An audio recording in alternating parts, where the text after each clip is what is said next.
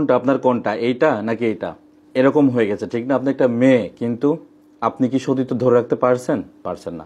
আপনার সতীত্ব আপনি বিলিয়ে দিচ্ছেন ফ্রিতে। আপনি কখনো চিন্তা করছেন না যে আপনার এই প্রেমের সম্পর্কটা কখনো বিয়ে অবধি গড়াতে নাও পারে।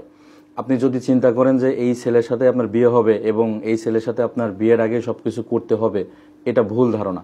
আপনি সবকিছু করতেছেন, চিন্তা করছেন ভবিষ্যতে সে আমার হয়তো বাড়ির জামাই হবে, নাও হইতে পারে। কারণ বিয়ে শাদী অনেক গুরুত্বপূর্ণ একটা বিষয়।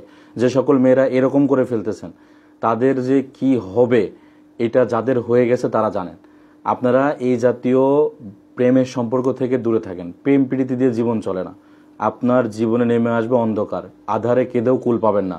আপনি যা করেছেন সেটা কাউকে বলতেও পারবেন না, আপনি নিজে সমাধানও করতে পারবেন না।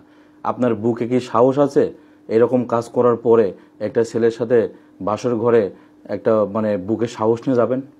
হবে না। তাই যারা এই জাতীয় কাজগুলো করছেন, প্রেমের দোহাই দিয়ে জীবন নষ্ট করতেছেন, এটা করেন না প্লিজ। আমার কাছে অসংখ্য মেয়েরা মেসেজ করে, স্যার আপনার ভিডিও দেখে আমরা এগুলো বাদে দিয়েছি, আমি এগুলো থেকে এখন বিতাড়িত, আমি এগুলো থেকে এখন অনেক অনেক দূরে চলে আসছি।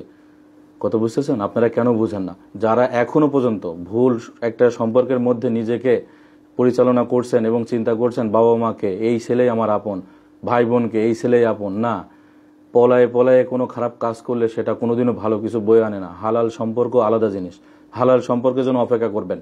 যে সকল মেয়েরা এরকম করে ফেলছেন, এরকম প্রয়োজন, কিন্তু আপনার এরকমটা ছিল কিন্তু আপনি নষ্ট করে ফেলেছেন একটা ছেলের চকলেটের লোভে, একটা ছেলের সম্পর্কের দোহায় আপনি তার সাথে নির্জন একাকিত্বে যেতে বাধ্য হয়েছেন, একটা রুমে আবদ্ধ হয়ে কত না খারাপ কাজ করতেছেন। কেন বোন? আপনার জীবনের কি দাম নাই? অবশ্যই দাম আছে। একটা মেয়ে, আপনি অবশ্যই আপনাকে সেভাবে সাবধানে চলতে হবে। তাই যারা এরকম করে ফেলছেন, অবশ্যই যারা বিবাহের পরে করেছে হয়েছে তাদের হিসাব আলাদা।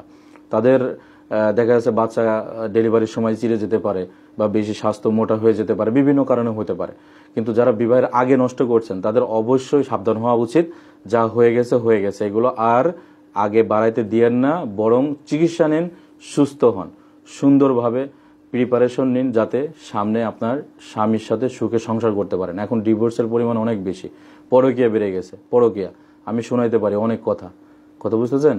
অনেক কথা শোনাইতে পারি, কিন্তু শোনাবো না, কথা বুঝতেছেন? অনেকে আছে যে স্বামী বিদেশ, উনি ইমো বা বিভিন্ন টিকটক, ফেসবুক এখান থেকে ছেলে জোগাড় করে নিয়ে খারাপ কাজ করতেছেন, প্রেম করতেছেন। স্বামী কষ্টের টাকা আপনার জন্য পাঠাচ্ছে আর আপনি নষ্ট করছেন। এগুলো করেন না বোন, সাবধান হয়ে যান, হুঁশিয়ার হয়ে যান। যারা এরকম করেছেন এরকম করার চেষ্টা করেন। আসসালামু আলাইকুম ওয়া রাহমাতুল্লাহি ওয়া বারাকাতুহু।